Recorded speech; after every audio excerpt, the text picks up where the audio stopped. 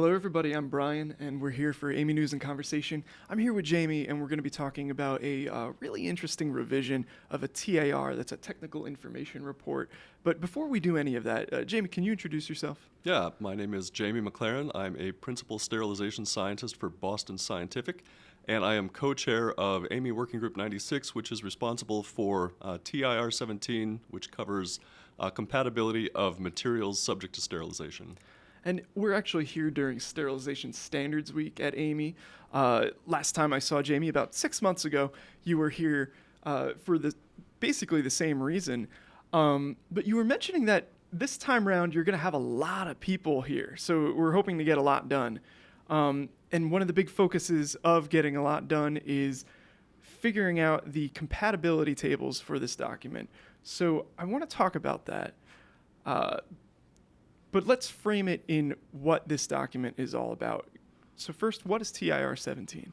Yeah, and just to summarize briefly, the subject audience for this TIR is not necessarily the sterilization SME, but rather the product designer or the R&D scientist or engineer that is choosing materials that will comprise their devices for sterilization. The TIR has a lot of information on how those materials might interact with the sterilization process, which is really a critical piece of information when you're designing a medical device that needs to be sterile.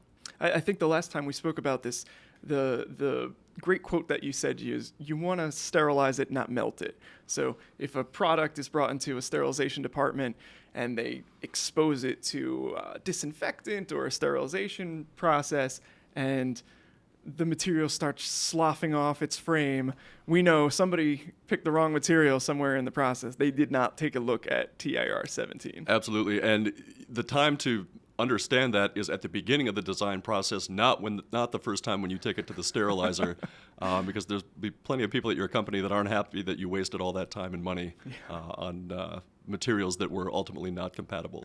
I can imagine. So what is the big focus of TIR 17? You had mentioned that you surveyed the users of this standard. And what did they have to say about it? Yeah, so we've been working on this revision for about 2 years. And at the beginning of that revision process, the co-chairs sent out an informal survey of the members of the working group and some other users that we knew. And one of the big questions was, what part of the TIR or parts of the TIR do you use the most? Which ones do you consider the most important? And overwhelmingly, the response was that the compatibility tables at the end of the TIR, which make up about 50 pages of the TIR, to be honest, were what people went to first. And so we knew, these were a very critical aspect of, the TIR that we needed to make sure that we, understood and that we were, maintaining going forward. And then about a year into the revision process, we started to get comments on the tables, and we got some comments that suggested that maybe some of the information in these tables wasn't completely accurate, at least inconsistent with some other parts of the TIR and with information that was out there. Comments like, well, this rating is in here, but I think the rating should be higher or lower. Or, I have experience, that this rating is just, incorrect. And so it was about that time that we basically started we took on the process of completely tearing down the tables that were in there and rebuilding them so that they could be pages. Exactly. Wow. Yep. So we could maintain these compatibility tables with credible and consistent information throughout. All right, then. So then the hot question, I'm sure, for everybody is, if we're talking about credible and consistent, where's that data coming from? How do you know it's consistent? Yeah, absolutely. So the task group that was working on the tables basically agreed on 4 criteria that we would require to establish the ratings in these tables. So the first one is if there is peer-reviewed literature that talks about this compatibility, that would be very important. The second is if there are white papers or other publications, maybe not necessarily peer-reviewed, that are out there that are credible that we could point to. That's the second criteria. The third was if there's a well-known or well-established history of use between a particular material and a particular modality, would be worth pointing out. And then finally, The fourth criteria is more of a kind of a first principles scientific rationale. So if there's a scientific rationale for a degradation pathway, or maybe more importantly, lack of degradation pathway between a particular modality and materials, that would be also important in generating the criteria. Interesting. I noticed that none of what you're mentioning this is all public information, right? There's no proprietary information. There's no information that's only known by the people who are creating these materials.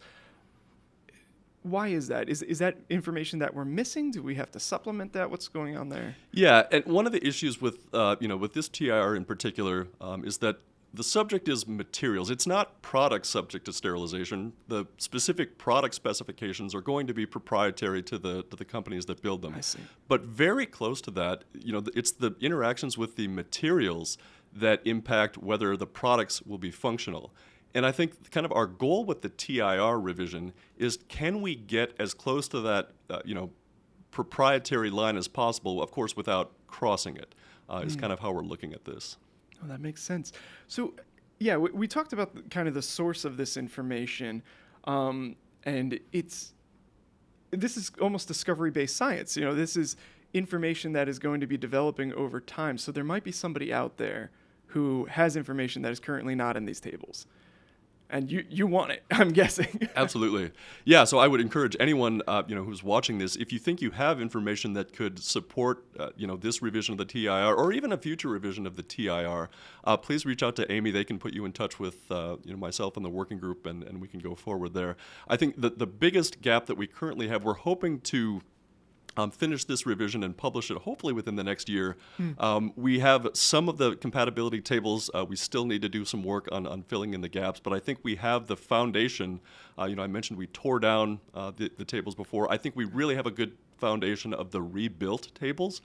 We just need to kind of fill in, we put the carpet in, for example. Fill in the missing information, and we'll be in good shape. That makes sense. So if anybody thinks that they have maybe they work with a material that is a little bit unusual, or it might just be, they made this discovery and they haven't seen anybody else talk about it. You can always reach out to standards@aami.org, and we'll connect you with the working group and go from there. Now, that said, let's say we have revised 50 plus pages. Now people have great reference. It's much more consistent. It's much more reliable. Is there still a way to misuse that information? I mean, I think you always have to consider the scope of the TIR as being materials, and not specific to your device. And an example so some materials may discolor after they're exposed to sterilization modalities. For product A, maybe we don't care at all if that material discolors. But for product B, that might be a critical attribute of the device. And I think, an example, working with a supplier where they told me once a customer called them and said, well, we ran our product through your sterilization process and it came back, and I believe it was discolored, is that example. But TIR 17 said that, it's compatible. Yeah. And I think that's probably a good example of, taking the TIR information too far. You need to understand how the materials interact with the specific specifications of your product. But at the same time, on the TIR side, if we can make that information as useful as possible, and like I said, consistent and credible as possible, that's the best possible outcome for the TIR. No, that's great. And I'm sure a lot of the engineers out there, innovators, are thinking, wow, this is the information that I need. This is the useful information.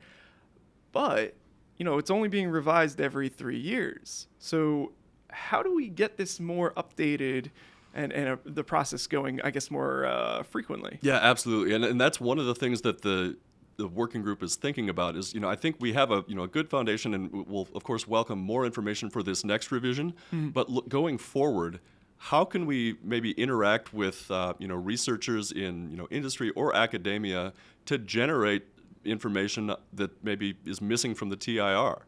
And so we're looking at collaborating with a couple of universities and and others to hopefully set up a framework to generate that information going forward. I think that's how the TIR will continue to get better, multiple revisions into the future. That's fantastic. So almost like a live update for your group to start to review, and then every 3 years, bam, we've got the instant new information. Everything is updated. Everything is, I guess, cutting edge. Yeah, absolutely. And I think if we can get that foundation of the, like, I'll say, rebuilt tables again, it's going to be really easy for that information to slide in and be useful in the future. So I feel really good about, kind of these revised tables and where we're going with those. I feel good about it too. This is exciting. Jamie, thank you again for coming back, talk a little bit more about these tables, to let people know this is information that we need. So please reach out to us, come help with TIR 17, and we're going to make a good document here. Great. Thanks for having me. All right.